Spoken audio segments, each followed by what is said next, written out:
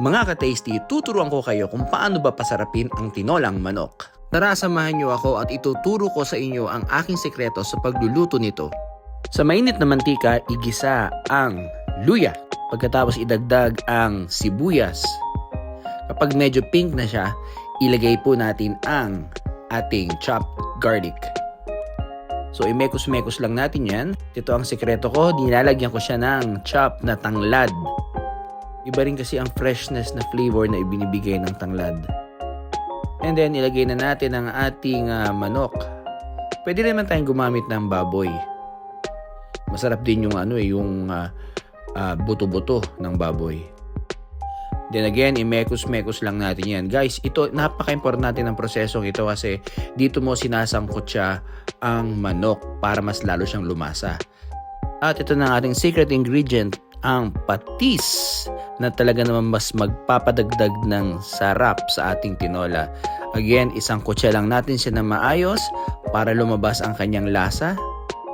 Takpan at lutuin sa mahinang apoy. After 5 minutes, check natin kung hindi siya natutuyuan at lagyan natin ng ground pepper. Guys, medium fire lang tayo para hindi siya masunog.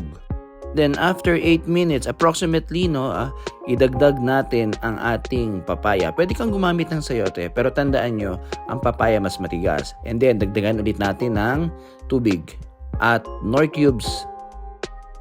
Kapag malambot na ang papaya, siguro mga 5 minutes ulit ito or 8 minutes, ilagay na natin ang dahong sili or ang dahon ng malunggay. Pero ako, pinagsasabay ko yan para mas masarap. At lagyan na natin ng siling panigang para sa ating sausawan mamaya.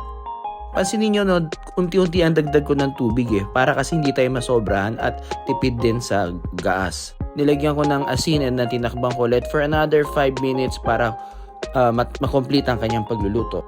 Then ayan na mga ka-tasty, luto na siya. Pwede na natin siyang ihain.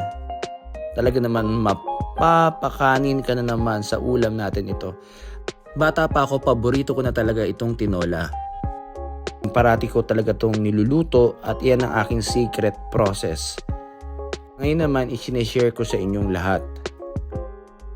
So mga ka-tasty, isa na naman pagkaing Pinoy ang ating niluto sa araw na ito. Kaya hanggang sa muli, paalam!